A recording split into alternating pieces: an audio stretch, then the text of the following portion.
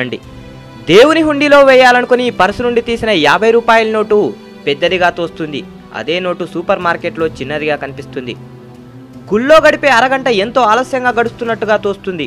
TV చూసే అరగంట వేగంగా గడిచినట్లు అనిపిస్తుంది. భగవద్గీతలో 10 పేజీలు చదవడానికి ఎంతో విసుగనిపిస్తుంది. టీవీ సీరియల్లోని 300 ఎపిసోడ్ అయినా ఎంతో ఆసక్తిగా అనిపిస్తుంది. దినపత్రికలో వచ్చేవి మనం నమ్ముతాం, కానీ పురాణాల్లో చెప్పేవి నమ్మబుద్ధి కాదు. క్రికెట్ ఆటని టీవీలో తెల్లవార్లు మేలుకొని చూస్తాం. ఉదయం కాసేపు భక్తి ఛానల్ చూడాలంటే నిద్రొస్తుంది. రికార్డింగ్ డ్యాన్స్ అంటే ముందు సీట్లో ఉంటాం.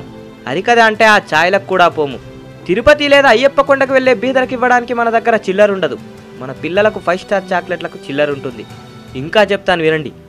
మరణం అందరికీ ఉంది, కానీ మరణించాలని ఎవ్వరూ అనుకోరు. ఈ రోజుల్లో అయితే పరిస్థితి ఇంకా విషమంగా ఉంది. భోజనం అందరికీ కావాలి, ఎవరూ వ్యవసాయం చేయరు. నీరందరికీ కావాలి, నీటి వనరులు రక్షించడానికి ఎవరూ ప్రయత్నం చేయరు. పాలు అందరికీ కావాలి, కానీ ఆవును పాలించాలని ఎవరూ అనుకోరు. నీడ అందరికీ కావాలి, చెట్లను నాటాలని వాటిని రక్షించాలని ఎవరూ అనుకోరు.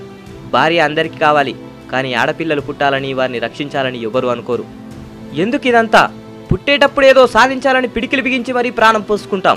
పోయేటప్పుడు సాధించింది ఏమీ కూడా తీసుకుపోలేదని అరచేతిని ఆకాశానికి చూపించి ప్రాణాలు వదిలేస్తాం.